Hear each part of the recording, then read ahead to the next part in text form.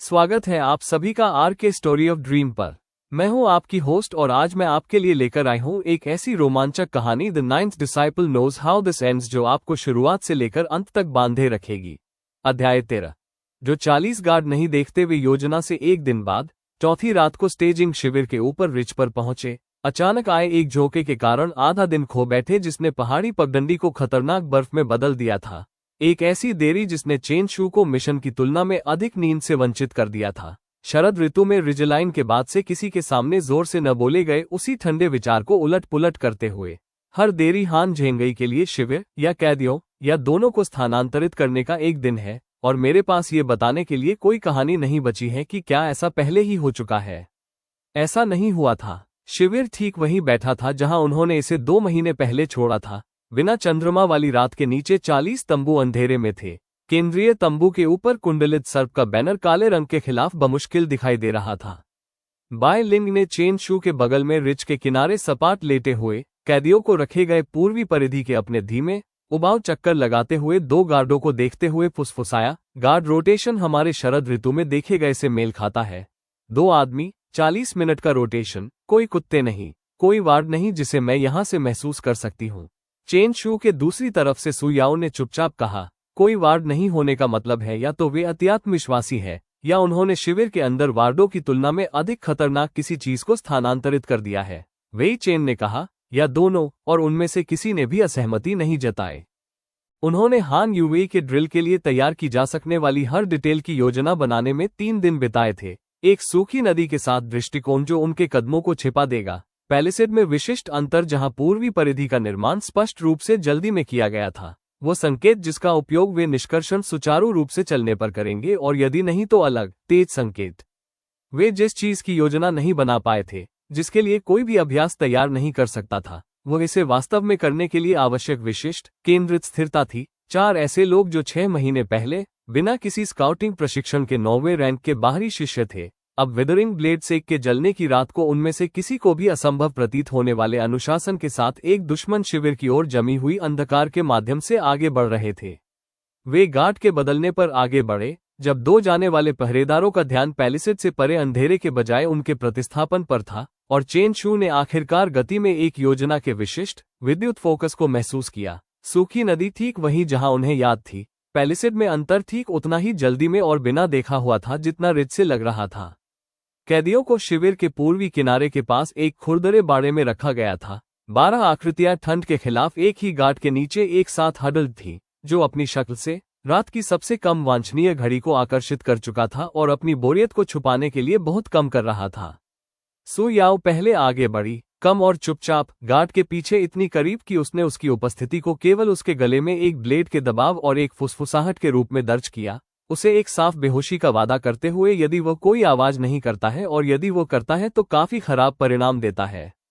उसने बुद्धिमानी से चुना। बाय लिंग ने उसे 1 मिनट के भीतर बांध दिया और चुप करा दिया और वेई चेन पहले से ही कैदियों के बीच आगे बढ़ रहा था। बचाव का झटका राहत के एक चिल्लाहट में बदलने से पहले प्रत्येक मुंह पर एक हाथ धीरे से दबा हुआ था जो सब कुछ समाप्त कर देता है। चेन शू ने अंधेरे में सिर गिने, वही गिनती रिफ्लेक्स जिसे वेई चेन ने किनशुई के रास्ते पर नोटिस किया था, अभी भी वहां था, अभी भी स्वचालित था। 12, सभी 12, पतले और ठंडे और डरे हुए लेकिन जीवित, ठीक वही संख्या जिसका वादा एल्डमू रोम के अध्ययन में नक्शे ने किया था। उसने सांस लेते हुए कहा, हम अब आगे बढ़ते हैं, उसी रास्ते से वापस जिस रास्ते से हम आए थे। कोई आवाज नहीं, तब तक रुकना नहीं जब तक हम नदी से आगे नहीं निकल जाते। इसे काम करना चाहिए था। ये लगभग वैसा ही था। वे पैलिसेड में अंतर से 40 फीट की दूरी पर थे। 12 मुक्त कैदी उनमें से 4 के बीच एक तंग, सावधान रेखा में आगे बढ़ रहे थे। जब सबसे कम उम्र के व्यापारियों में से एक 15 साल से अधिक उम्र का एक लड़का नहीं, आधे जमे हुए और कैद के दिनों से स्पष्ट रूप से भ्रमित, एक पाले से फिसलन भरे पत्थर पर ठोकर खाए और जोर से नीचे गया। उसका घुटना एक पास के तंबू के खिलाफ ढेर सूखी लकड़ी की लंबाई पर एक दरार के साथ टकराया जो सोते हुए शिविर की कुल चुप्पी में एक गड़गड़ाहट जितना तेज लग रहा था। एक रोकी गई सांस के लिए कुछ नहीं हुआ। फिर केंद्रीय तंबू की दिशा से एक आवाज, शांत, बिना जल्दबाजी के, अचूक रूप से वही आवाज जिसे चेन शू ने 2 महीने पहले एक पाले से धकी घाटी में गार्डों को कमान देते हुए देखा था, ने कहा, अलार्म में नहीं, बल्कि एक ऐसे आदमी के विशिष्ट, विचलित करने वाले स्वर में जो बस इंतजार कर रहा था।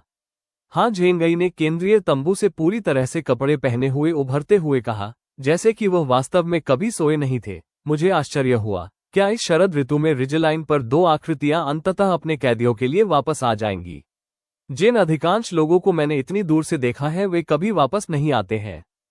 चेन शू ने वास्तविक समय में ढहती योजना की अपनी छाती के माध्यम से ठंडी बूंद को महसूस किया और खुद को जमने के बजाय सोचने के लिए मजबूर किया। सु याओ पहले से ही कैदियों को ढालने के लिए मुड़ रही है। वाई लिन की तलवार अपनी म्यान से पहले ही साफ हो चुकी है। वेई चेन खुद को पीछे हटने वाली लाइन के रिए पर स्थिर, जानबूझकर शांति के साथ स्थिति में ला रहा है जो 6 महीने के विश्वास ने उसमें बनाया था। चेन शू ने सु याओ से कम और तेज आवाज में कहा, जाओ, उन्हें अंतर के माध्यम से बाहर निकालो, उन्हें नदी से नीचे ले जाओ, हमारा इंतजार मत करो। लिन फैंग, जाओ। यह मिशन है, हम इसे पूरा करते हैं या नहीं, लेकिन वे किसी भी तरह घर पहुंचते हैं। सु याओ ने एक उग्र, खोजपूर्ण सेकंड के लिए उनकी आंखों को पकड़े रखा और फिर एक बार सिर हिलाया और पैलिसेड की ओर कैदियों को एक ऐसी गति से आगे बढ़ाना शुरू कर दिया जिसने आवश्यकता के लिए चुप्पी को छोड़ दिया, क्योंकि चुप्पी अब कोई मायने नहीं रखती थी। शिविर उनके चारों ओर जाग रहा था। गार्ड विभिन्न राज्यों में तंबुओं से उभर रहे थे। रात की शांति बहुत देर से उठाए गए अलार्म की विशिष्ट अराजकता में बिखर रही थी। हाँ, झेंगई ने पीछा करने के लिए कॉल करने के लिए अपनी खुद की आवाज नहीं उठाई। वो बस उसी तरल, बिना जल्दबाजी की आसानी के साथ चेन शू और बाय लिन की ओर चले गए जिसे उन्होंने रिजलाइन से देखा था, और चेन शू ने एक ऐसी निश्चितता के साथ समझा जिसका किसी भी कहानी से कोई लेना देना नहीं था और सादे, तत्काल वृत्ति से सब कुछ लेना देना था कि यह एक ऐसी लड़ाई थी जिसे जीतने के लिए उनमें से कोई भी वर्तमान में सुसज्जित नहीं था। हाँ, झेंगई ने 1 दर्जन फीट की दूरी पर रुकते हुए रिजलाइन से उसी विचलित करने वाली सटीकता के साथ उन दोनों का अध्ययन करते हुए कहा, आप मेरी उम्मीद के मुताबिक नहीं है। एजियो क्लाउड रंग, लेकिन युवा, बिना पहचान के मेरे शिविर की 2 बार टोह लेने के लिए पर्याप्त कुशल, जो अधिकांश संप्रदायों द्वारा उस 2 महीने में प्रबंधित किए जाने की तुलना में अधिक है जिसमें मैंने इस पद को संभाला है। उनकी आंखें विशेष रूप से चेन शू पर टिकी, उनके पीछे कुछ उत्सुक और ठंडा घूम रहा था। और तुम, मैं तुम्हारा नाम नहीं जानता, लेकिन मैं तुम्हारा आकार जानता हूं। किसी तरह, जिस तरह से तुमने अभी अभी कदम उठाया, लड़ाई को छोड़ने और इसके बजाय मिशन को पूरा करने का आदेश दिया। यह 9वें रैंक की प्रवृत्ति नहीं है। यह कोई ऐसा व्यक्ति है जिसने पहले भी ऐसा किया है, किसी जन्म या दूसरे में। चेन शू ने शब्दों को एक विशिष्ट, अवांछित सटीकता के साथ उतरते हुए महसूस किया। कोई अनुमान नहीं, उन्होंने समझा, बल्कि एक अवलोकन, उसी तरह की बात जिसे एल्डमूर रोंग ने 6 महीने पहले अपने अध्ययन में बनाया था, केवल ध्यान से ध्यान देने के माध्यम से एक असंभव सच्चाई तक पहुंचना। चेन शू ने अवलोकन को खुद को पटरी से उतरने देने से मना करते हुए वाई लिन के साथ कदम से कदम मिलाकर पैलिसेड गैप की ओर पीछे हटते हुए कहा, हम जा रहे हैं। आप हमें जाने दे सकते हैं या हमें रोकने की कोशिश कर रहे गार्डों को खो सकते हैं। दोनों तरह से कैदी पहले ही जा चुके हैं। हाँ, झेंगई की अभिव्यक्ति बदल गई, गुस्से में नहीं, जिसके लिए चेन शू तैयार थे, बल्कि लगभग मनोरंजन जैसी किसी चीज में, एक ऐसे आदमी का विशिष्ट, विचलित करने वाला आनंद जिसने अभी अभी अपनी खोई हुई संपत्तियों की तुलना में अधिक दिलचस्प कुछ पाया था। उन्होंने कहा, मैं आज रात आपको जाने दूंगा। 12 कैदी, आसानी से बदले जाने वाले, किसी ऐसे व्यक्ति के खिलाफ अंधेरे में गार्ड खोने के लायक नहीं है जिसने स्पष्ट रूप से पहले ही 3 चालें आगे सोच ली हैं जहां उसे सोचने में सक्षम होना चाहिए।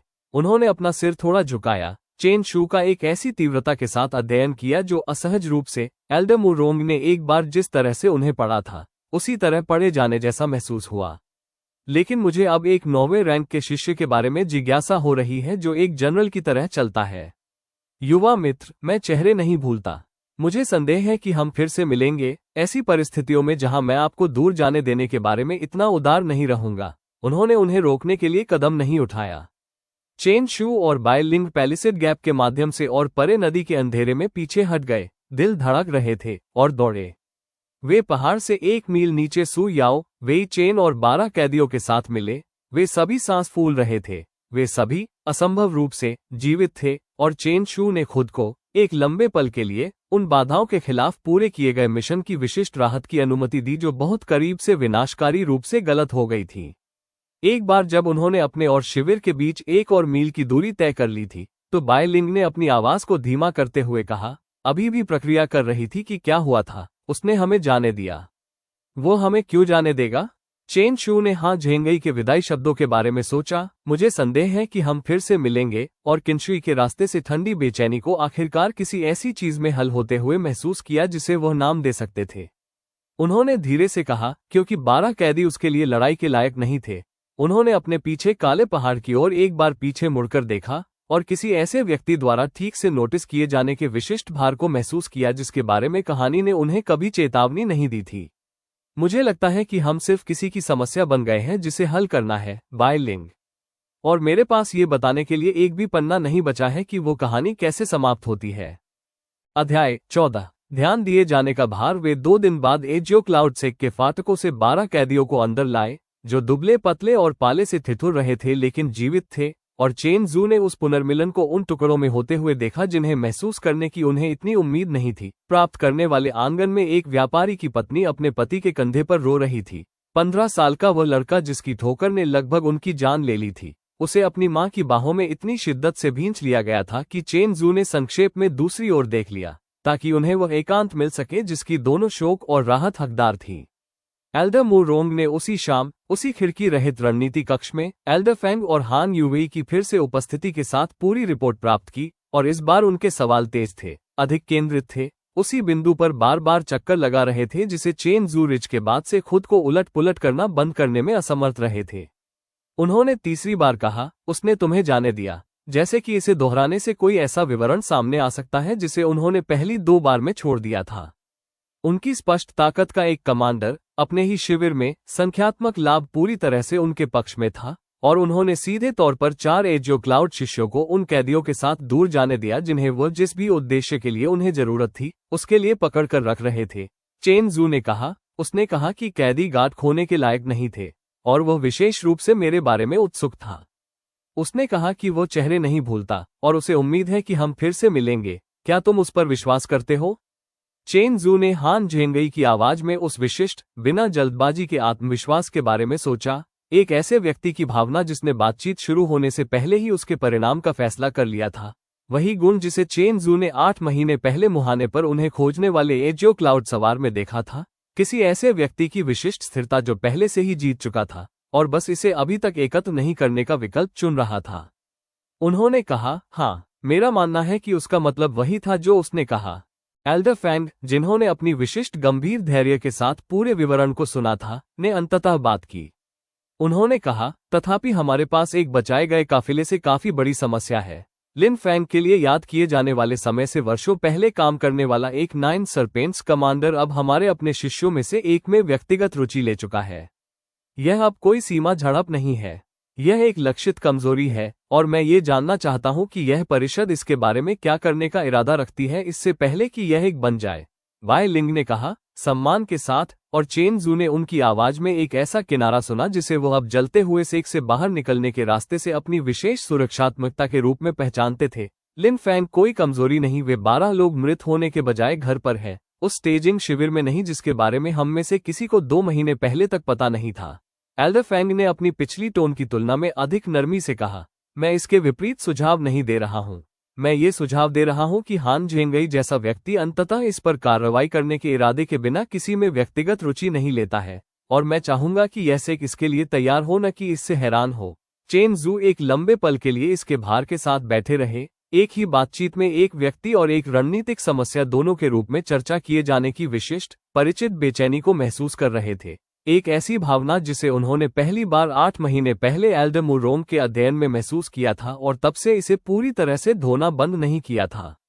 चेन जू ने अंततः कहा, उन्हें चिंता करने में कोई गलती नहीं है। मुझे नहीं लगता कि हान झेंगई की मुझ में रुचि कम होने वाली है।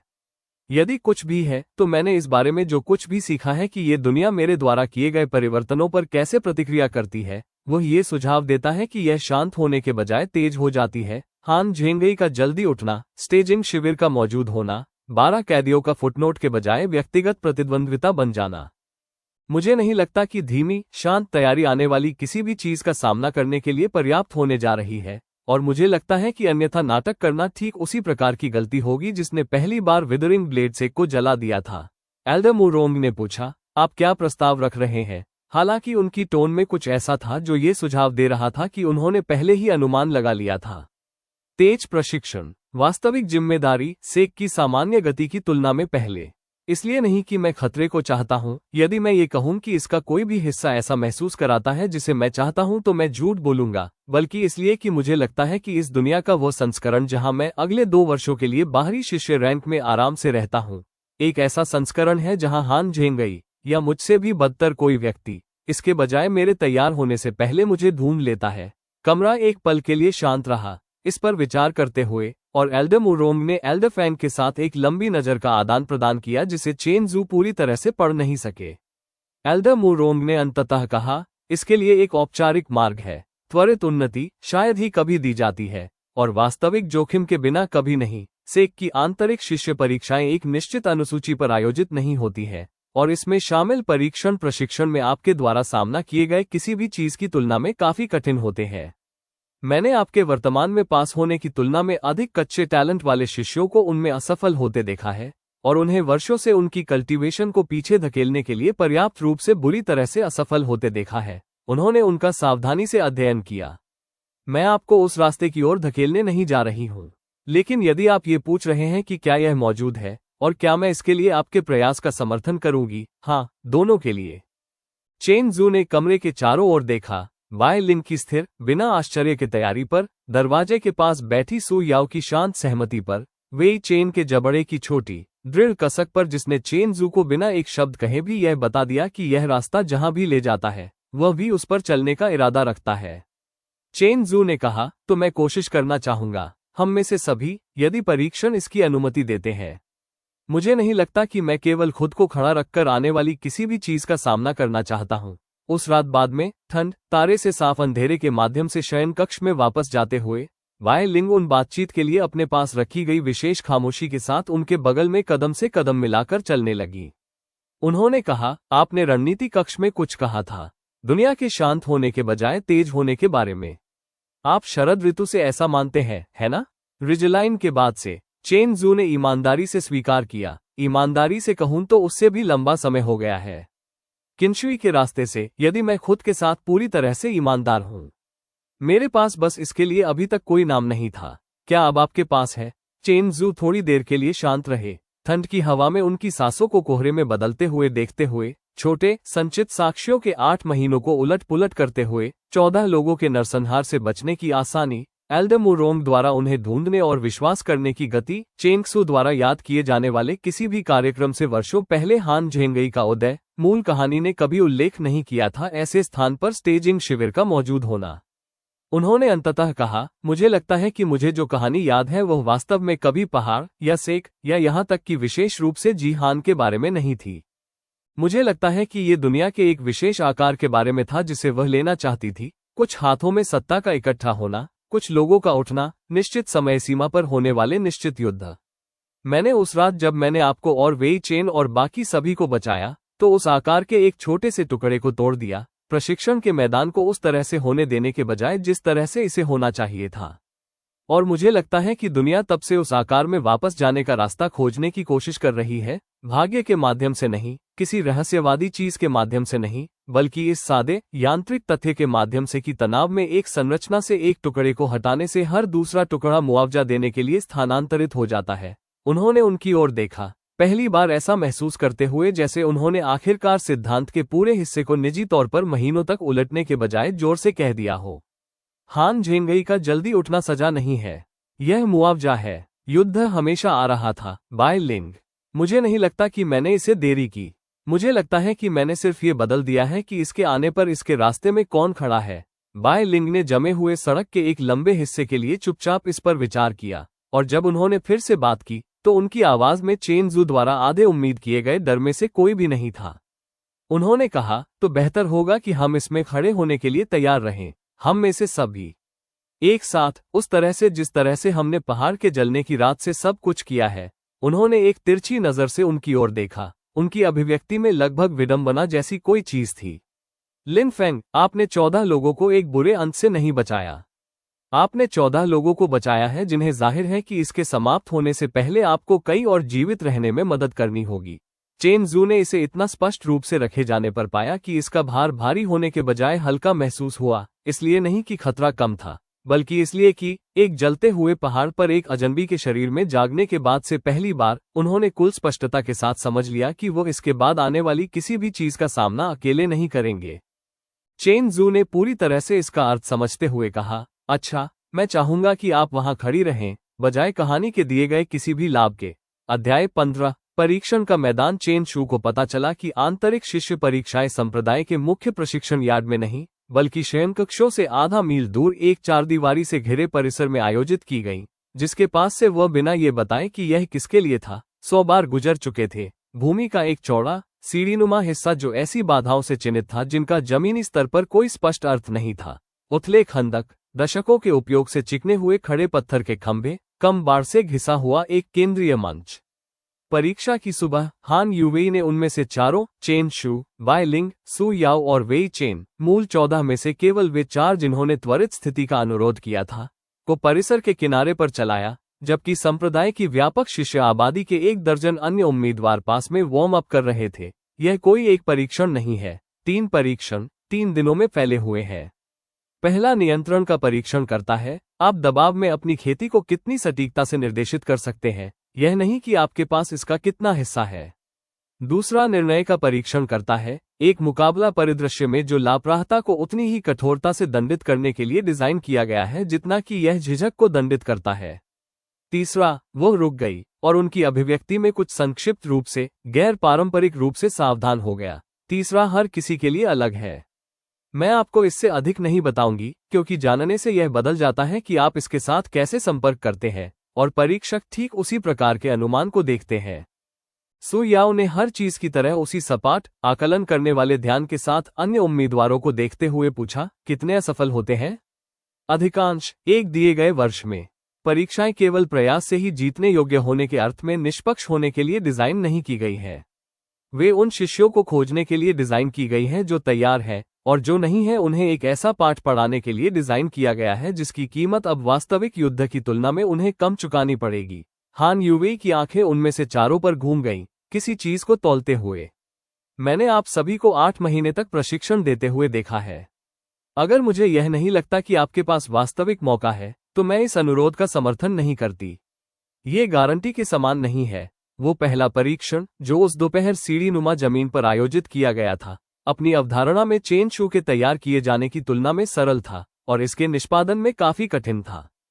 प्रत्येक उम्मीदवार को खड़े पत्थरों की अंगूठी में अकेले ले जाया गया और बिना किसी आगे के स्पष्टीकरण के 2 खंभों के बीच एक संकीर्ण अंतर के माध्यम से खेती की ऊर्जा के एक धागे को चैनल करने के लिए कहा गया, जो 1 हाथ की चौड़ाई से भी कम की दूरी पर सेट थे। एक ऐसा कार्य जिसमें कच्चे शक्ति की नहीं बल्कि सटीक, निरंतर नियंत्रण की मांग थी, उस प्रकार की सटीकता जिसे हान यूवेई ने उन मांसपेशियों में ड्रिल करने में 8 महीने बिताए थे, जो सेक के जलने की रात को, एक नियंत्रित प्रहार और एक निराशाजनक प्रहार के बीच के अंतर को मुश्किल से समझती थी। चेन शू ने अपने से आगे के 2 उम्मीदवारों को सीधे असफल होते हुए देखा। कुल चुप्पी में देख रहे परीक्षकों के दर्शकों के दबाव में उनका नियंत्रण टूट गया। ऊर्जा के विस्फोटों में अंतर से दूर बिखर गई, जो दूर से लगभग छोटे, निहित विस्फोटों की तरह लग रहे थे। उन्होंने एक तीसरे उम्मीदवार को चौथे प्रयास में सफल होते हुए देखा, पसीने से तरबतर और कांपते हुए, और समझते हुए देखा कि परीक्षण की वास्तविक क्रूरता तकनीकी कठिनाई नहीं थी, ये दूसरों को अपने से पहले असफल होते देखने का बढ़ता हुआ वजन था। एक ऐसे दर्शक वर्ग का विशिष्ट मनोवैज्ञानिक दबाव जिसकी चुप्पी ने आपको पढ़ने के लिए कुछ नहीं दिया। जब उनकी बारी आई तो चेन शू ने एक लंबी सांस के लिए अपनी आंखें बंद कर ली और शांत होने के लिए पहुंच गए, जिसे हान यूवेई ने उनमें 8 महीने तक बनाने में बिताया था, कि इसके साथ एक पुरानी प्रवृत्ति उठ खड़ी हुई, लिन फैंग की याददाश्त नहीं, और न ही बिल्कुल उनकी अपनी, बल्कि बीच में कुछ, एक ऐसे आदमी की विशेष, कठिनाई से अर्जित स्थिरता जो पहले से ही परीक्षकों की एक अंगूठी की तुलना में बहुत खराब दर्शकों के सामने खड़ा हो चुका था।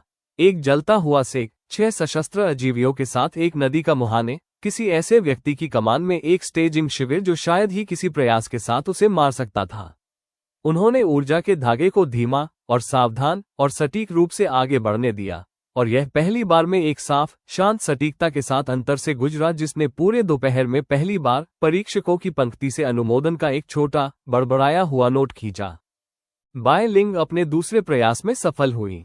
सु याओ, जिनकी कच्ची प्रतिभा की हान यूवेई ने महीनों तक प्रशंसा की थी, अपने तीसरे प्रयास में सफल हुई, उनका जबड़ा खुद से अधिक अपेक्षा करने वाले किसी व्यक्ति की विशिष्ट निराशा से तंग था।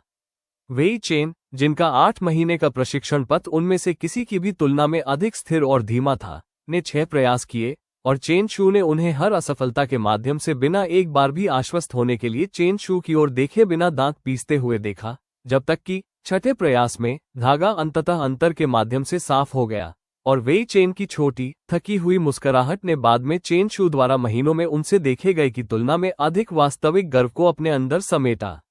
जब वेई चेन इसके लिए माफी मांगने के लिए तैयार लग रहे थे, तब बाद में हान युवेई ने उनसे चुपचाप कहा, 6 प्रयास स्वीकार्य सीमा के भीतर है।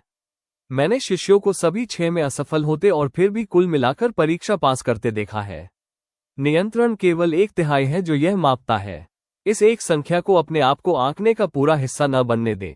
अगली सुबह आयोजित किया गया दूसरा परीक्षण वह था जिससे चेन शू ने व्यक्तिगत रूप से सबसे अधिक डर था। एक मुकाबला परिदृश्य, परीक्षकों की एक घूर्णन श्रृंखला के खिलाफ एक समय में एक उम्मीदवार को चलाया गया जो उम्मीदवार की प्रतिक्रिया के आधार पर अपनी ताकत और आक्रामकता को समायोजित करते थे। जैसा कि हान युवेई ने चेतावनी दी थी, लापरवाहता और झिझक दोनों को समान गंभीरता से दंडित करने के लिए डिजाइन किया गया था।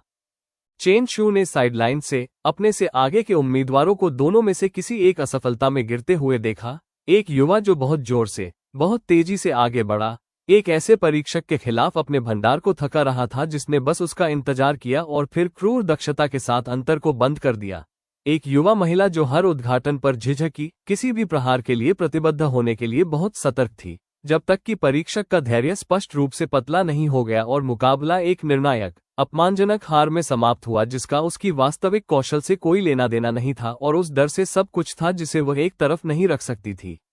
जब उनकी अपनी बारी आई तो चेन शू ने खुद को एक ऐसे परीक्षक का सामना करते हुए पाया जिसे वे नहीं पहचानते थे। एक दुबला, बिना जल्दबाजी के चलने वाला आदमी जो शुरुआती आदान प्रदान में एक नियंत्रित परीक्षण करने वाले धैर्य के साथ आगे बढ़ा, जिसने उन्हें असहज महीनों पहले रिजलाइन पर हान जेंगी के सावधान आकलन की याद दिलाया। उन्होंने शुरुआती सेकंड में सीधे जीतने के बारे में नहीं सोचा। हान युवेई ने उन्हें स्पष्ट रूप से बताया था कि कुछ ही उम्मीदवार वास्तव में अपने परीक्षकों को हराते हैं, और यह कि जीत अपने आप में मीट्रिक नहीं थी, बल्कि उस विशेष संतुलन के बारे में सोचा जिसे सिखाने में उन्होंने 8 महीने बिताए थे। जब उद्घाटन वास्तविक था तो पूरी तरह से प्रतिबद्ध रहें, जब यह नहीं था तो साफ पीछे हटें, और कभी भी डर या उत्सुकता को अपने लिए निर्णय न लेने दें। मुकाबला उनके द्वारा देखे गए अधिकांश मुकाबलों की तुलना में लंबा चला। परीक्षण के 4 पूरे मिनट पीछे हटना, सावधानीपूर्वक दबाव लागू किया गया और जारी किया गया, और जब ये समाप्त हुआ, एक निर्णायक प्रहार के साथ नहीं बल्कि परीक्षक के पीछे हटने और एक छोटा अनुमोदन करने वाला सिर हिलाने की पेशकश के साथ, जिसे चेन शू ने समझा। वॉचिंग ऑफिशियल्स के वॉचिंग रो के माध्यम से प्रतिक्रिया लहर को देखना अपने आप में एक प्रकार का उत्तीर्ण ग्रेड था। उन्होंने 2 दिनों में पहली बार किसी परीक्षण को अपने दम पर मिलने की विशिष्ट कठिनाई से अर्जित संतुष्टि को महसूस किया, न कि उन शर्तों पर जिनसे उन्हें डर था कि इसकी मांग होगी। बाय लिंग का मुकाबला छोटा और तेज था। उनकी मुकाबला शैली उसी सपाट, किफायती सटीकता के अराउंड बनी थी जो वह हर चीज के साथ लाती थी, और उन्होंने परीक्षकों की पंक्ति से आश्चर्य की वास्तविक बड़बड़ाहट को आकर्षित करने वाले एक साफ निरस्त्रीकरण के साथ अपने परीक्षण को समाप्त किया।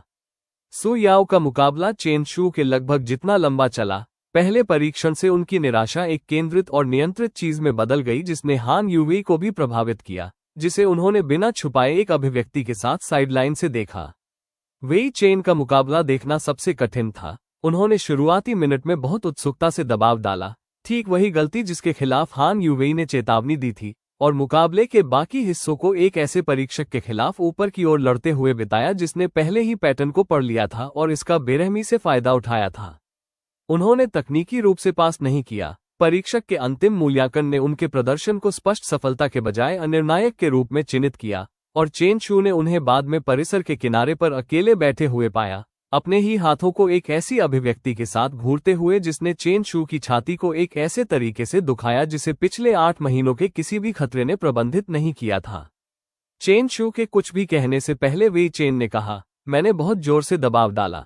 मैं इसे उसी पल जान गया था जब मैंने ऐसा किया था। मैं वास्तव में यह नहीं चाहता था कि मैं वो व्यक्ति बनूं जो असफल हो जाए, जब बाकी सभी ने इतना अच्छा किया, और इसने मुझे बिल्कुल वही चीज बना दिया जिसके बारे में हान युवेई ने हमें चेतावनी दी थी। उनके बगल में बैठते हुए चेन शू ने कहा, तुम्हारा तीसरा परीक्षण बाकी है। अनिर्णायक असफल होना नहीं है। और भले ही यह होता, वेई चेन, तुमने मुझसे 8 महीने पहले मुझे प्रबंधित किए जाने के बजाय कुछ बोझ उठाने की अनुमति देने के लिए कहा था। यह ऐसा अनुरोध नहीं है जो इस गारंटी के साथ आता है कि तुम कभी नहीं लड़खड़ाओगे। इसका मतलब सिर्फ ये है कि तुम वैसे भी आते रहते हो। वेई चेन एक लंबे पल के लिए चुप रहे और फिर धीरे से कुछ तनाव उनके कंधों से उतर गया। उन्होंने एक विडंबना भरी, थकी हुई आधी मुस्कान के साथ उनके बीच के पुराने मजाक को दोहराते हुए कहा, 10 में से 9 बार, शायद ये सिर्फ 10 में से मेरा एक समय है जो जल्दी आ रहा है। चेन शू ने कहा, शायद, या शायद कल का परीक्षण ठीक उसी प्रकार का है जिसके लिए तुम बने हो, और आज सिर्फ कठिन वाला था। उन्होंने वेई चेन के कंधे को अपने कंधे से धकेला, वही आसान इशारा जो वेई चेन ने उन्हें किंशुई के रास्ते पर 8 महीने और एक जीवन पहले पेश किया था।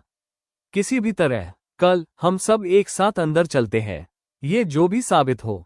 अध्याय 16, वो पहाड़ जो जलना बंद नहीं करता। तीसरा परीक्षण सीढ़ीनुमा जमीन पर नहीं बल्कि परिसर के केंद्र में एक नीले पत्थर के कक्ष में आयोजित किया गया था।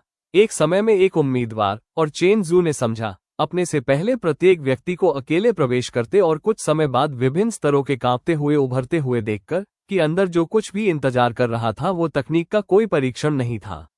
जब वे अपनी बारी का इंतजार कर रहे थे, सू याओ ने चुपचाप कहा, यह एक एरे है। उनकी आवाज में किसी ऐसे व्यक्ति की विशिष्ट बेचैनी थी जो एक ऐसे डर से परे अपने तरीके से तर्क करने की कोशिश कर रही थी जिसे वो अभी तक नाम नहीं दे सकती थी। एक प्रकार का गठन, मैं इसे यहां से महसूस कर सकती हूँ, बेहोशी से, कुछ ऐसा जो शरीर के बजाय मन तक पहुंचता है। बाय लिंग ने कहा। हान यूवेई ने कहा कि यह हर किसी के लिए अलग है। मुझे नहीं लगता कि यह संतोषजनक है। एक नई आवाज आई, ये संतोषजनक होने के लिए नहीं है, और उन्होंने एल्डमुरोम को आते हुए पाया। उनकी अभिव्यक्ति चेन जू द्वारा उस दिन से अधिक सावधान थी जब उन्होंने अपने अध्ययन में सच्चाई को स्वीकार किया था। उन्होंने कहा, मैंने इस हिस्से के लिए यहाँ होने के लिए कहा जो प्रथागत नहीं है, लेकिन मैंने सोचा, आप सभी के बारे में मैं जो जानती हूँ उसे देखते हुए, कि मुझे होना चाहिए। चेन जू ने पूछा, यह क्या है? वास्तव में वो संस्करण नहीं जो हान यूवेई ने हमें दिया था। एल्डमुरोंग एक पल के लिए चुप रही, इस बात को तौलते हुए कि कितना कहना है। ये संप्रदाय के संस्थापक द्वारा 3 शताब्दियों पहले बनाया गया एक गठन है और तब से परिष्कृत किया गया है। ये कुछ भी गलत नहीं बनाता है। वास्तव में यही वो हिस्सा है जिसे अधिकांश उम्मीदवार गलत समझते हैं। यह उस चीज पर आकर्षित होता है जो पहले से ही आपके अंदर है। आपके सबसे गहरे डर, आपके अनसुलझे दुख, वे विकल्प जिन्हें लेकर आप सबसे अधिक डरे हुए हैं कि आपको गलत मिले। यह उस सामग्री से एक परिदृश्य बनाता है और आपसे वैसे भी इसके माध्यम से आगे बढ़ने के लिए कहता है। उन्होंने चेन जू की आंखों से मुलाकात की और वह समझ गए, उनकी दृष्टि के विशिष्ट भार से, कि वो उन्हें किसी अन्य उम्मीदवार को दिए जाने वाले सामान्य संस्करण की तुलना में किसी अधिक विशिष्ट चीज की चेतावनी दे रही थी। अधिकांश शिष्यों के लिए ये सामान्य चीजों पर आकर्षित होता है, एक प्रतिद्वंद्वी जिससे वे नाराजगी महसूस करते हैं, एक माता पिता जिन्हें उन्होंने निराश किया है, एक लड़ाई जिसे वे हार गए। मुझे नहीं पता कि यह आपके लिए किस पर आकर्षित होगा, लिन फेंग। मुझे नहीं लगता कि कोई भी जानता है, लेकिन मुझे संदेह है कि यह अन्य लोगों के सामने आने वाले की तुलना में काफी कम सामान्य होगा। जब चेन जू की बारी आई तो उन्होंने 3 पूरे कदम उठाने से पहले ही पत्थर के कक्ष में अकेले कदम रखा और दुनिया धुआं और आग की रोशनी में उनके चारों ओर घुल गई। वे तुरंत जान गए कि वे कहाँ थे। विदरिंग ब्लेड सेक के प्रशिक्षण के मैदान, बिल्कुल वैसे ही जैसे वे उस रात दिखाई दिए थे जब सेक जला था। वह हत्या का बक्सा जिसके अंदर उन्होंने किसी को भी नेतृत्व करने से मना कर दिया था, शरीरों की भीड़ जिसे उन्होंने खुद को न गिनने के लिए मजबूर किया था। ऊपर का आसमान एक घाव के रंग में रंगा हुआ था। उन्होंने वास्तव में कभी इस दृश्य को नहीं देखा था। वे केवल दूर से जानते थे कि यह क्या बन जाएगा। उन्होंने एक ठंडी, डूबती हुई निश्चितता के साथ समझा कि गठन ने उन्हें एक ऐसी याददाश्त बनाई है जो उनके पास वास्तव में नहीं थी, उस डर के आकार से जिसे उन्होंने 8 महीने तक बिना पूरी तरह से देखे अपने साथ रखा था। उनके पीछे से एक आवाज ने कहा, तुम जानते थे, और उन्होंने मुड़कर डीकन जोऊ को पाया। एक ऐसा चेहरा जिसे वह केवल लिन फैंग की उधार ली गई याददाश्त से पहचानते थे। कभी नहीं मिले, कभी बात नहीं की, और फिर भी अचूक रूप से इस अंतरिक्ष में वास्तविक मलबे के बीच खड़े थे। उनके वस्त्र गहरे भीगे हुए थे। उनकी आंखें चेन जू पर एक ऐसी अभिव्यक्ति के साथ टिकी थीं जिसमें कोई गुस्सा नहीं था, केवल एक विशाल, भयानक भ्रम था। तुम जानते थे कि यह होगा। तुम जानते थे कि प्रशिक्षण के मैदान एक जाल होंगे। और तुमने 6 लोगों को बताया, और केवल 6 लोगों को, और हम में से बाकी लोगों को यह विश्वास करते हुए अंदर चलने दिया कि हम सही आदेश का पालन कर रहे हैं। चेन जू ने कहा, मैं आप सभी को नहीं जानता था, और उन्होंने अपनी खुद की आवाज को एक ऐसे तरीके से कांपते हुए सुना जिसने उन्हें चौंका दिया, क्योंकि उनका कुछ हिस्सा समझ गया।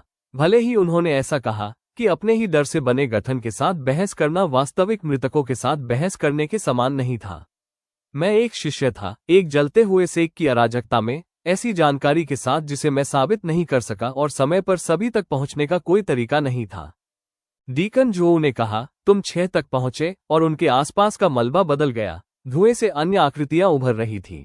अन्य चेहरे जिन्हें लिन फैंग की याददाश्त ने नाम दिए, प्रशिक्षण प्रशिक्षक, डीकन, दर्जनों साधारण शिष्य जो इस सटीक अंतरिक्ष में मर गए थे क्योंकि उन्होंने एक ऐसे आदेश पर भरोसा किया था जो उन्हें कहीं ले गया था जिसके बारे में चेन जू कुल निश्चितता के साथ जानते थे, उन्हें मार देगा।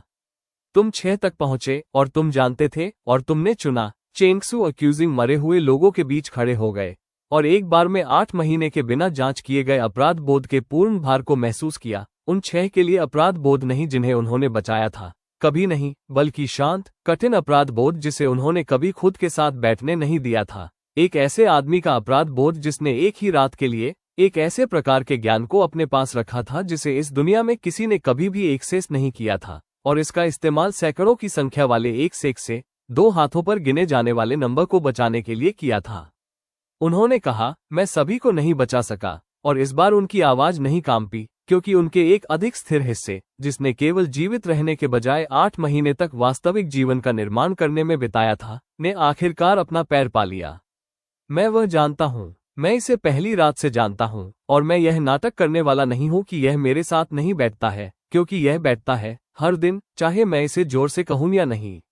लेकिन मैं यहाँ खड़े होकर किसी गठन को ये समझाने नहीं जा रहा हूँ कि 6 लोगों को बचाना एक अपराध था, क्योंकि मेरे पास 600 लोगों को बचाने की शक्ति नहीं थी। मैंने अपने पास जो कुछ था उसके साथ वह किया जो मैं कर सकता था उस समय में जो मेरे पास था, और मैंने तब से हर दिन ये सुनिश्चित करने की कोशिश की है कि जिन लोगों को मैंने बचाया है वे इसकी कीमत के लायक कुछ बनाने में सक्षम हो। उन्होंने डीकन जो की दुखी, अक्यूजिंग आंखों से मुलाकात की और दूर नहीं देखा। तुमने लोगों के दौड़ने के लिए समय खरीदने में दम तोड़ दिया। मैं वह जानता हूं क्योंकि तुम्हारे बारे में लिन फैंग की याददाश्त ने मुझे महीनों पहले बताया था, इससे पहले कि मेरे पास उस कर्ज का कोई नाम था जो मुझ पर बकाया था। मैं ये दिखावा करके इसका अनादर करने वाला नहीं हूं कि तुम्हारी मौत 9 सरपेंट्स के अपराध के बजाय मेरी विफलता थी। यह मेरा हाथ नहीं था जिसने आग जलाई थी, उनके आसपास का मलबा गायब नहीं हुआ, लेकिन इसकी गुणवत्ता में कुछ बदल गया। मरे हुए लोगों का अक्यूजिंग वजन आंशिक रूप से निर्णय के बजाय गवाह के करीब किसी चीज में आसानी से बदल गया, और डीकन जो की अभिव्यक्ति ने एक लंबे पल के लिए कुछ ऐसा रखा जो लगभग समझ हो सकता था। गठन के संस्करण ने अब शांत स्वर में कहा, तो इसे साबित करो, मुझसे नहीं। मैं वास्तविक नहीं हूं, और आप में से कुछ लोग इसे पहले से जानते हैं। इसे उन लोगों के सामने साबित करें जो है। दृश्य फिर से बदल गया, धुआं और आग कुछ और में घुल गए। अब पहाड़ नहीं, बल्कि एक शांत, साधारण कक्ष, और बायलिंग और सू याओ और वेई चेन इसमें खड़े थे, किसी तरह बड़े हो गए थे। उन वर्षों से मौसम में आ गए थे जिन्हें चेन जू ने अभी तक नहीं जिया था, उन्हें ऐसे भावों के साथ देख रहे थे जिन्हें वो पूरी तरह से पढ़ नहीं सके। बड़ी उम्र की बायलिंग ने एक ऐसी थकान के साथ पूछा जिसे उन्होंने कभी उनसे नहीं सुना था, क्या यही आप चाहते थे? सावधान योजनाओं के 8 महीने, और इसने अंततः हमें सब कुछ खर्च करना पड़ा। क्या यह इसके लायक था, लिन फैंग? हम में से 6 को पहाड़ पर बचाना, यदि यह वो जगह है जहां ये ले गया? चेन जू ने एक ऐसे डर के विशिष्ट चक्कर को महसूस किया जिसे वह नहीं जानते थे कि वे ले जा रहे थे। अब अतीत के लिए अपराध बोध नहीं, बल्कि एक ऐसे भविष्य का डर जिसे देखने का उनके पास कोई वास्तविक तरीका नहीं था। एक गठन जो स्मृति में नहीं बल्कि एक ऐसे आदमी की कच्ची, अनपरीक्षित चिंता में पहुंच रहा था जिसने 8 महीने खुद से और अपने आसपास के सभी लोगों से यह जिद करते हुए बिताए थे कि दुनिया की तेजी केवल उन विकल्पों की कीमत थी जो उन्होंने किए थे। उन्होंने ईमानदारी से कहा, मुझे नहीं पता, क्योंकि अपने खुद के दिमाग से बने गठन से झूठ बोलना किसी ऐसी चीज को विफल करने का एकमात्र निश्चित तरीका लगा जिसे इस परीक्षण ने वास्तव में मापा था। मुझे नहीं पता कि यह कैसे समाप्त होता है। मैंने 8 महीने पहले एक नदी के मुहाने पर जानना बंद कर दिया था, और मुझे तब से हर दिन उस अनिश्चितता के साथ रहना पड़ा है। उन्होंने कमरे के चारों ओर डर के बजाय सच्चाई से बने चेहरों को देखा, और डर के नीचे उन्हें ऊपर उठाने वाली किसी अधिक स्थिर चीज को पाया। इसकी कीमत जो भी हो, मैं अपने सामने मौजूद लोगों के लिए लड़ने का फैसला करने के बाद इसका सामना करना पसंद करूंगा, बजाय इसके कि मैं खड़ा रहूं और दूसरे जीवन से याद की गई कहानी को ये तय करने दूं कि किसे जीने को मिला और किसे नहीं। मैंने पहले ही उस संस्करण को आजमाने की कोशिश की है, एक बार, बिल्कुल तब तक जब तक ट्रक ने मुझे टक्कर नहीं मारी। मैं उस पर वापस नहीं जा रहा हूं। कमरा धीरे धीरे घुल गया। वेदर चेहरे धुएं में और फिर पूरी तरह से कुछ नहीं में नर्म हो गए, और चेन जू ने खुद को अंततः उस सादे पत्थर के कक्ष में खड़े पाया जहां से उन्होंने शुरुआत की थी। भारी सांस लेते हुए, पसीना उनकी त्वचा के खिलाफ ठंडा था, और पूरी तरह से अचूक रूप से अकेले थे। वे दोपहर की रोशनी में ये देखने के लिए उभरे कि एल्डर रोंग इंतजार कर रही थी, हान यूवे और परीक्षकों की पंक्ति के साथ, और बाय लिंग थोड़ा अलग खड़ी थी, स्पष्ट रूप से पहले ही गुजर चुकी थी और दूसरी तरफ आ चुकी थी। उनकी अभिव्यक्ति एक कच्चापन लिए हुए थी जिसे उन्होंने अपनी आंखें मिलने पर छिपाने की कोशिश नहीं की। चेन जू ने महसूस किए बिना पूछे गए समय के विशिष्ट भटकाव को महसूस करते हुए पूछा, मैं वहां कितनी देर था? जो अधिकांश उम्मीदवारों की तुलना में अधिक लंबा है। परीक्षक मुझे बताते हैं कि यह असामान्य नहीं है, उस परीक्षण के लिए जिसका आपने स्पष्ट रूप से सामना किया। उन्होंने एक लंबे पल के लिए उनका अध्ययन किया, उनकी अभिव्यक्ति में कुछ सावधान और गर्म था। आप उत्तीर्ण हो गए, लिन फेंग। तीनों परीक्षण, बाय लिंग और सु याओ की तरह, वो रुक गई। वेई चेन का तीसरा परीक्षण अभी भी जारी है। वह आप में से किसी की तुलना में लंबे समय से अंदर है। चेन जू ने अपने खुद के उत्तीर्ण होने की गर्माहट को तुरंत एक तेज, ठंडी चिंता में वाष्पित होते हुए महसूस किया, और पत्थर के कक्ष के प्रवेश द्वार की ओर मुड़ गए, इसे किसी ऐसे व्यक्ति के विशिष्ट, असहाय ध्यान के साथ देखते हुए जो अचानक समझ गया कि वेई चेन का सबसे गहरा डर वास्तव में क्या था। इसे उनके किसी भी परीक्षण की तुलना में सामना करने में अधिक समय लग रहा था। उन्होंने पूछा, हम कितनी देर और इंतजार करते हैं, इससे पहले कि कोई उसके पीछे जाए? हान यूवेई ने चुपचाप कहा, ऐसा कभी नहीं किया गया है। गठन उस तरह से खतरनाक नहीं है जिस तरह से एक ब्लेड खतरनाक है, लेकिन इसे आधे रास्ते में रोकना कभी परीक्षण नहीं किया गया है, और मैं आपके सामने ये दिखावा करने नहीं जा रही हूं कि मुझे पता है कि अगर हमने कोशिश की तो इसकी उसे क्या कीमत चुकानी पड़ेगी। चेन जू कक्ष के प्रवेश द्वार पर खड़े थे, सादे पत्थर के दरवाजे को देख रहे थे, और उनके पास ये बताने के लिए कोई कहानी नहीं बची थी कि क्या उनका दोस्त इससे बाहर आने वाला है। इस बात का विशिष्ट, असहाय डर महसूस कर रहे थे। अध्याय 17। वेई चेन किससे डरता था? वेई चेन लगभग 1 घंटे तक कक्ष में रहे, और जब तक सादा पत्थर का दरवाजा आखिरकार खुला, चेन जू ने उसके बाहर गंदगी में एक रास्ता बना लिया था। टहल रहे थे, जबकि एल्डर रोंग और हान यूवेई ने थोड़ी दूरी पर चुपचाप बात की, और बाय लिंग और सु याओ एक ऐसे सन्नाटे में बैठ गए थे जो 40 मिनट के आसपास के समय से धैर्यवान होने का नाटक करना बंद कर चुका था। वो पीले पड़े हुए, अस्थिर होकर उभरे, उनकी आंखें इस तरह लाल थीं जिसने चेन जू को सब कुछ और एक ही बार में कुछ नहीं बताया, और चेन जू के फैसला करने से पहले ही वेई चेन की बाहें झूलने लगीं। जब उनके घुटने झुकने की धमकी दे रहे थे, तो चेन जू ने उनके हाथ को पकड़ लिया। वेई चेन ने कहा, मैं ठीक हूं। हालांकि उनकी आवाज कांप रही थी, और उन्होंने चेन जू को शब्दों के स्वीकार किए जाने की तुलना में अधिक वजन लेने दिया। मैं ठीक हूं, मुझे 1 मिनट चाहिए। हान यूवेई ने चुपचाप एल्डर रोंग से पुष्टि की कि वेई चेन उत्तीर्ण हो गए थे।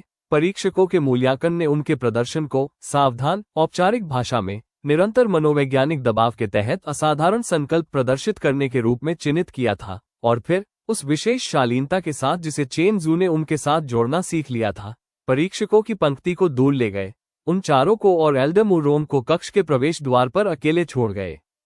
एक बार जब वेई चेन बैठने के लिए काफी स्थिर हो गए थे, उनकी पीठ ठंडी पत्थर की दीवार के खिलाफ थी, अभी भी ऐसे सांस ले रहे थे जैसे उन्होंने पहाड़ी पगडंडी को 2 बार दौड़ा हो। चेंगसू ने कहा, तुम्हें हमें बताने की जरूरत नहीं है, जो भी था, ये तुम्हारा है। वेई चेन एक लंबे पल के लिए चुप रहे, किसी भी चीज को घूरते हुए, और जब उन्होंने आखिरकार बात की, तो उनकी आवाज में एक ऐसा कच्चापन था जिसे चेन जू ने कभी उनसे नहीं सुना था, आग की सबसे बुरी रात को भी नहीं। उन्होंने कहा, यह वो रात थी जब सेक जला था, सिवाय इसके कि गठन द्वारा बनाए गए संस्करण में तुम मुझ तक समय पर नहीं पहुंचे। मैं वैसे ही भागा जैसे डीकन जोऊ ने आदेश दिया था, प्रशिक्षण के मैदान की ओर, क्योंकि तुम पहले ही किसी चीज की जांच करने के लिए आगे निकल चुके थे और मैंने तुम्हारे वापस आने का इंतजार नहीं किया था। और मैं वहीं मर गया, अकेला, भीड़ में, बिल्कुल उसी तरह जैसे तुमने सभी से कहा था कि अगर हम उस आदेश का पालन करते हैं तो ऐसा होगा। उन्होंने जोर से घूंट भरा। और फिर गठन ने इसे समाप्त नहीं होने दिया। ये जारी रहा। इसने मुझे उसके बाद से हर दिन दिखाया जैसे कि मैं वास्तव में उस रात मर गया हूँ। तुम और बाय लिंग और सू याओ, ये सब पूरे 8 महीने, फेरी क्रॉसिंग और किंशुई और एजियो क्लाउडसिक और जो कुछ हमने यहाँ बनाया है, ये सब बिल्कुल वैसे ही हुआ जैसे ये हुआ, सिवाय इसके कि मैं इसमें से किसी में नहीं था।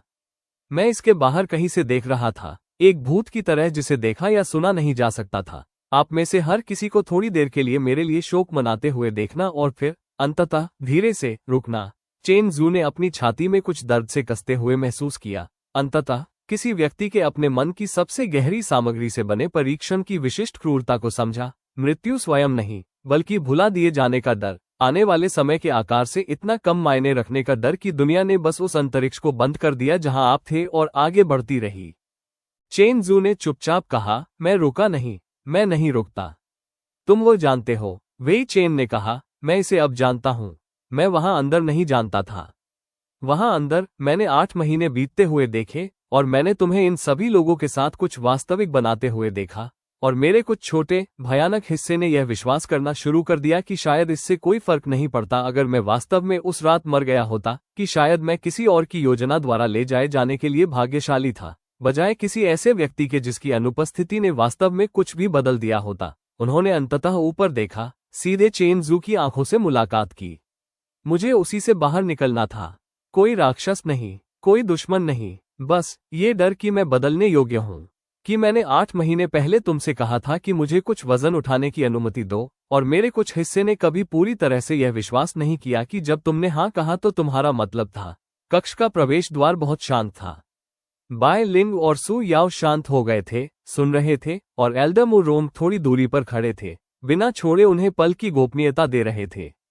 चेन जू ने हर शब्द को उसी सावधानी के साथ चुनते हुए धीरे से कहा जिसे उन्होंने बहुत तेज ब्लेड को लापरवाही से संभालने के लिए दिया होता, तुमने हम में से एक ऐसे संस्करण को देखा जो वास्तविक नहीं है, तो मुझे इसके वास्तविक संस्करण के बारे में बताने दो।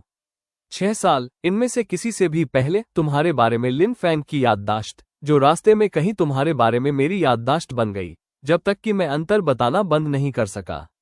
तुम स्पारिंग में मुझसे 10 में से 9 बार हारे, और तुमने फिर से कोशिश करने के लिए दिखाना कभी बंद नहीं किया।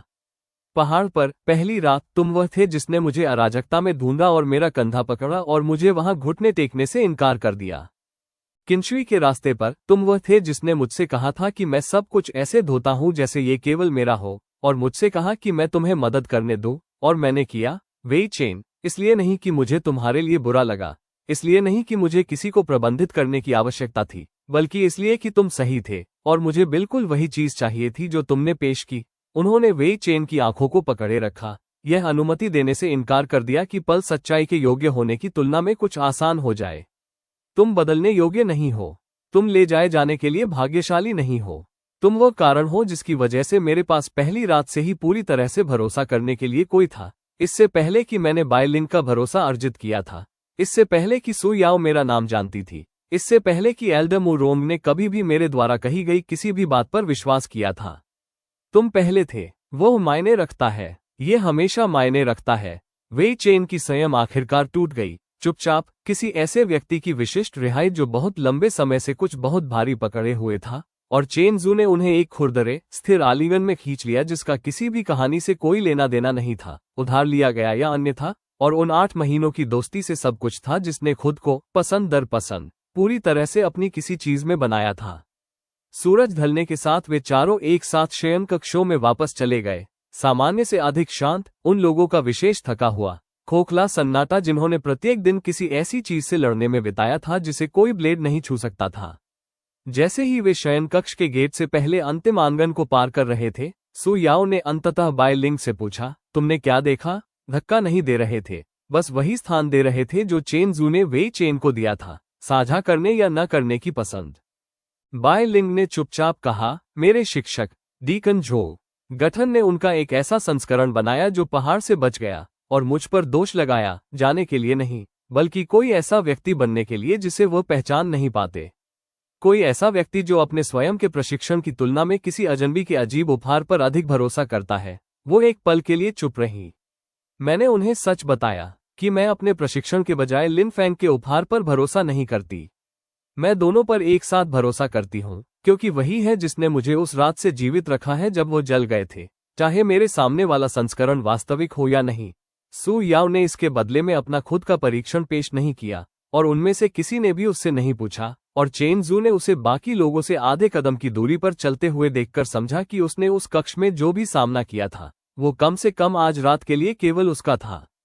एल्डर मू रोंग शयन कक्ष के गेट पर उनसे मिली, इंतजार करने के लिए आगे चली गई थी, और उनकी अभिव्यक्ति में कुछ था, गर्व, चेंग सू ने सोचा, हालांकि एक ऐसी महिला के विशेष गुरुत्व के साथ शांत किया गया था जो यह अच्छी तरह समझती थी कि दिन ने उनमें से प्रत्येक को कितनी कीमत चुकाई है। उन्होंने कहा, तुम चारों, पूर्ण आंतरिक शिष्य स्थिति, तत्काल प्रभाव से। मैं यह नाटक नहीं करने जा रही हूं कि परीक्षण यहां से आसान हो जाते हैं। आंतरिक शिष्य प्रशिक्षण अपना वजन, अपने जोखिम, ऐसी जिम्मेदारियां खुद वहन करता है जिनके माध्यम से मैं आने वाले हफ्तों में आपको चलवाऊंगी। लेकिन तुमने कम से कम आज रात को केवल आराम करने के लिए अर्जित किया है। उन्होंने विशेष रूप से वेई चेन को देखा, उनकी आवाज में कुछ अधिक कोमल था। तुमने वहां अंदर जो भी सामना किया हो, मैंने परीक्षकों का मूल्यांकन पढ़ा है। असाधारण संकल्प वो भाषा नहीं है जिसका वे हल्के से उपयोग करते हैं। वेई चेन ने एक छोटी, थकी हुई मुस्कान का प्रबंधन किया, कक्ष से उभरने के बाद से उनकी पहली वास्तविक मुस्कुराहट। चेन जू को देखते हुए उन्होंने कहा, मेरे पास बाहर निकलने के लिए लड़ने का अच्छा कारण था। किसी ने मुझसे एक बार कहा था कि मुझे इसे अकेले धोने की अनुमति नहीं है। इसे निभाने के लिए केवल निष्पक्ष प्रतीत हुआ। उस रात, उस शयन कक्ष में जागते हुए लेटे हुए जिसे वे अभी भी साझा करते थे, चेंगसू ने खुद को हान झेंगई या गुयान या एक ऐसे युद्ध के तेजी से आकार के बारे में नहीं सोचते हुए पाया जिसे वे अब पहले से नहीं पढ़ सकते थे, बल्कि 4 ऐसे लोगों के विशेष, कठिनाई से अर्जित वजन के बारे में सोचते हुए पाया जिन्होंने प्रत्येक ने अकेले, अपने सबसे बुरे डर से बने कमरे में पैदल, और फिर से वापस बाहर आ गए, एक साथ, दूसरी तरफ। अंधेरे को देखते हुए उन्होंने सोचा, कहानी ने कभी मुझे यह नहीं बताया कि इनमें से कोई भी होगा। इसने मुझे कभी नहीं बताया कि ये लोग कौन बनेंगे, या वे मेरे लिए क्या अर्थ रखेंगे, या उन लड़ाइयों को देखने में कितनी कीमत चुकानी होगी जिन्हें मैं उनके लिए नहीं लड़ सकता था। नींद अंततः उन्हें अपने आगोश में लेने से ठीक पहले विचार को अंतिम बार उलझते हुए उन्होंने पाया कि वे खोई हुई निश्चितता के लिए इसका एक भी पन्ना नहीं बदलते। तो दोस्तों, अगर ये दास्तान आपको पसंद आए हो तो आरके स्टोरी ऑफ ड्रीम को लाइक करें, सब्सक्राइब करें और घंटी वाला बटन यानी बेल आइकॉन दबाना बिल्कुल न भूलें।